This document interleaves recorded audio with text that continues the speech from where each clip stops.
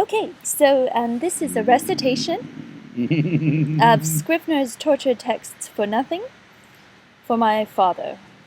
Meditations on Alan Dershowitz's torturous argument by Seth Finkelstein.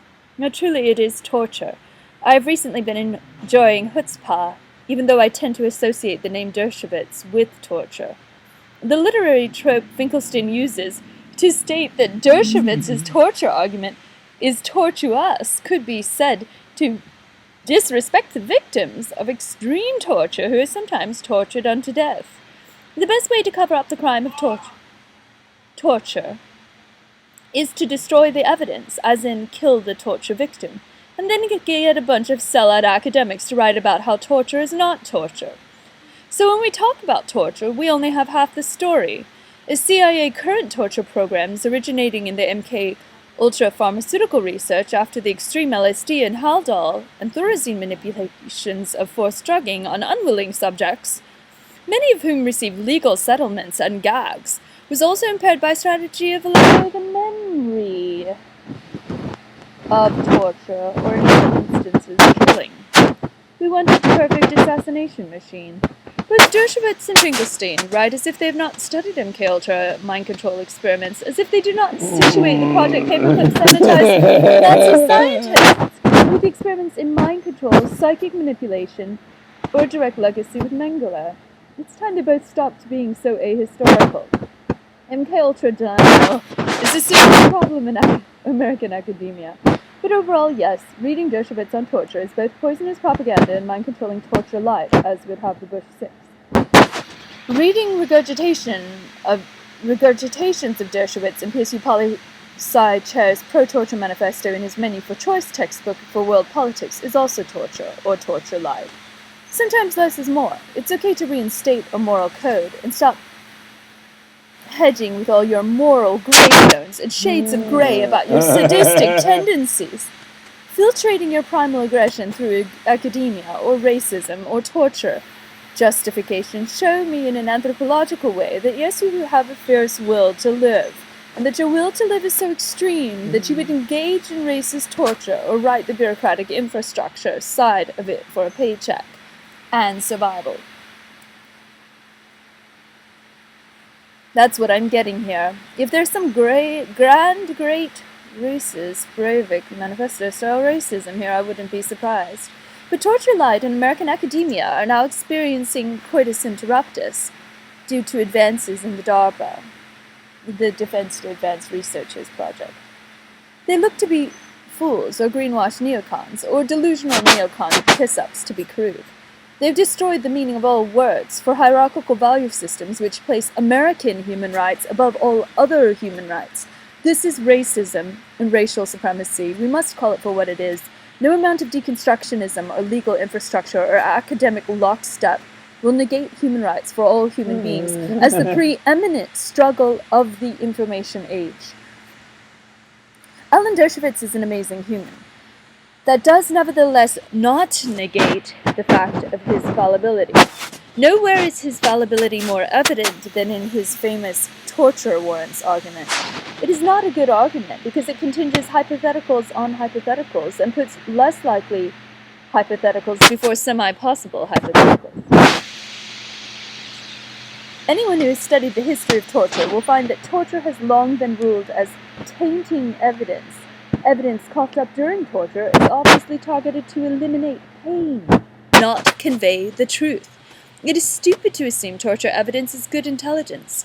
When Alan Dershowitz and his acolytes promote torture with or without a written warrant, it tells me he does not take national security seriously enough. He does not care about the veracity of intelligence. He would rather have incorrect intelligence gathered by barbaric torture sessions designed to let off steam. I doubt Alan Dershowitz wants to do it himself. He wants to outsource it to some poor GI biller without the benefit of an education in international law, torture convention treaties. He wants a hitman. Don't we all? Now, I love Alan Dershowitz, but we all have our expiration date. Now, American sarcasm.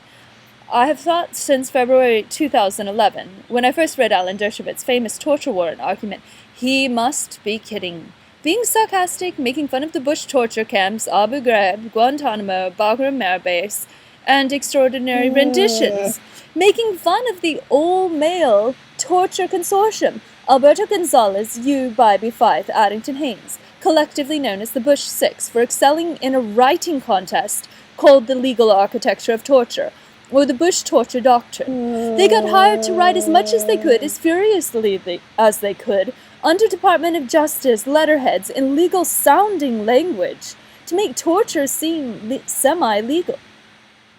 Gonzalez is actually opposed to international law and has written extensively on Obama's interest in human rights as betraying the American Supremacy Project, also known as the Project for the New American Century, Hands Off the Heavens, NYT 2012.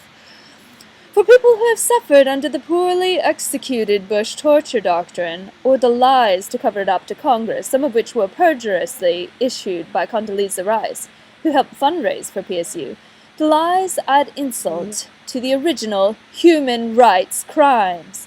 For Dershowitz to either naively or sarcastically try to get American torture under control by documenting it for posterity may be to him the only way to negotiate such insanity.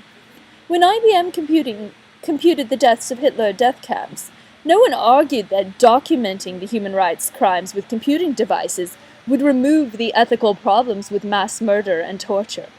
There is no comparing any human rights crime to any other, and I apologize if reminding us of Shoah offends the Holocaust deniers among us. Human rights violations against Islamic people have been justified by propagandistic demonization strategies which marginalize and depreciate the humanity of the vaguely conceived Islamic or Middle Eastern male human subject. Dershowitz should look beyond the purely archaic legal computing of torture by archaic court infrastructure, which is incompetent to even administer domestic justice. Larger levels of infrastructure must adhere: schools, hospitals, university, community centers, courts. The Hippocratic Oath demands we do no harm.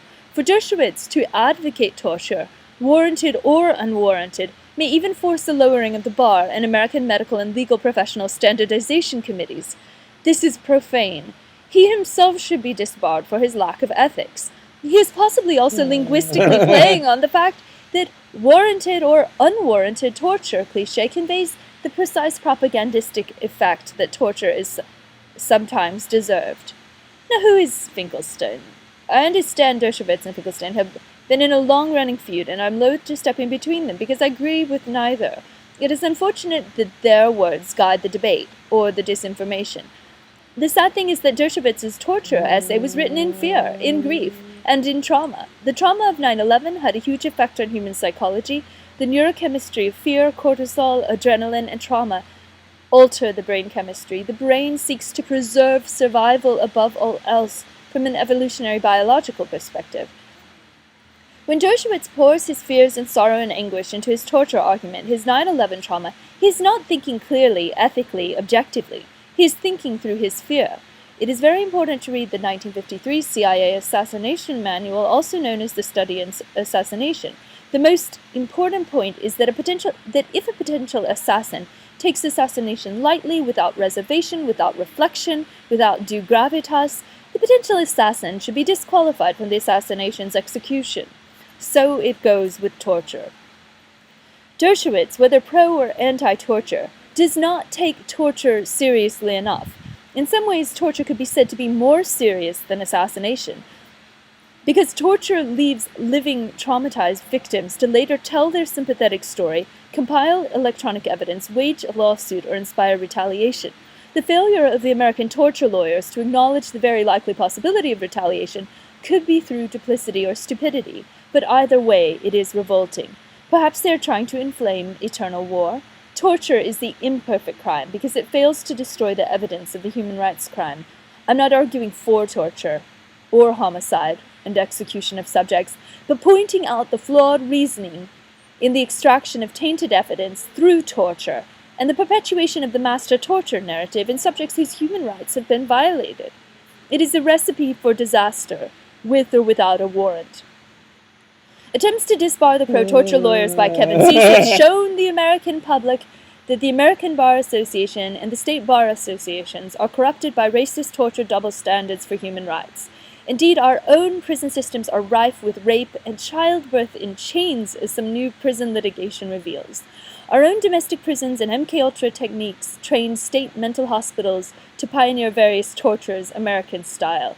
I can completely agree with Finkelstein that Dershowitz's arguments are convoluted, but it is helpful to go back to the source and look at the ACLU list of Freedom of Information Act known documents of the Department of Justice torture doctrine memos, which expanded executive power to torture. Failing to cite these documents makes this story a broken chain of one writer calling another writer convoluted, without calling the original source of the convolution into controversy.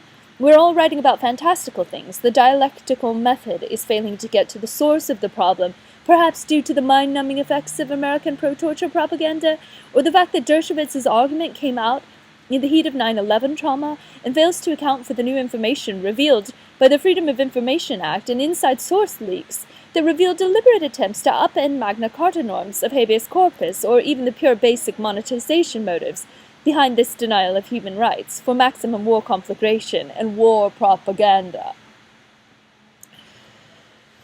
That the Bush torture lawyers are ensconced in cozy sinecures in American academia, where they can continue to poison the human consciousness with their brutally racist pro-torture equivocations, should concern us for the future of the youth, the future of the American legal profession, the future of international law. That Finkelstein and Dershowitz can even engage in this debate about torture, and whether or not to write out a court warrant about it, hints at this crisis for posterity. Gleefully, the CIA destroyed their medical torture experiment documents regarding MKUltra mind control research, so the Congressional Committee of the 1970s would have less paper trails. Any well-executed human rights crime demands the criminal destroy the evidence. The only remaining evidence was the price list, or the menu for torture. So when Dershowitz argues for a paper trail for torture, I have a hunch he knows future humans will regard the American racism attitudes against Arab men to be ethically vacant. He could be deliberately insidious to achieve this rhetorical effect. The exclusion of multiple voices from the debate on torture has also left women out of international law and intelligence service. Thankfully, the CIA is cleaning up its records on rape and sexual harassment, but we cannot overlook the fact that sexual and religious tortures have used religiously generated fears to exploit religious Islamic men. Sexual torture or seductions to extract evidence cannot have a warrant because they unfairly use women for their gender to extract evidence and humiliate men. It amounts to sexual enslavement by the CIA or its contractors. It is unethical, and new policies at the CIA against sexual harassment must recognize that this field of gender manipulation will not inhere in future possibilities of intelligence gathering. PSU professors Craig L. Carr and David Kinsella have produced a 9/11 flavored book discussing the viability of inserting needles between human fingernails and the nail beds. They call it morality. This casual talk about torture shows a deep respect for national security. It is as though academic torture theory is using its hypotheticalism to conquer its own fear aggregations. Kinsella also enthusiastically engages Dershowitz in his punishingly expensive and disability ADA unfriendly and DRM-controlled $156 World Politics menu book, which gives undue validity to the possibility of torture. Disabled persons should have access to his torture propaganda without Cengage data rights management restriction on text-to-speech, which can assist blind and ADHD students. A crime within a crime. I can say that this misguided, heavily financed torture propaganda in American education is in the best tradition of MKUltra at UCLA and Yale. We, the critical thinking students, must stop the avalanche of propaganda financed by petrol industries and weapons industries, which inflames racial hatred in the classroom to promote never-ending war. Yale, a university where a woman was stuffed in a closet by student murderer, or UCLA, where an Arab student was tasered in handcuffs by deranged racist UCLA security. Too bad they were too tech illiterate to realize that all the students were equipped with cameras and camera phones, and that the victim of this racist torture at UCLA would see them in court. Racist academic propaganda for torture inflames actual campus violence. It is a campus security problem within an international security problem. Never-ending war is only good for some people. Better for more people is infrastructure and development, as described by CIA agent Susan Lindauer. The development which can get schools to women deprived of access to education, to get court infrastructure enforcement into regions where domestic violence and rape terrorize women's daily lives, should be the point of discussion, not whether white men can torture brown men. The debate needs to shift towards more enhanced understanding of history. Centuries-old problematizing of torture and legal theory, the project to disbar torture lawyers, and the future of anti-racist peaceful development, which empowers women.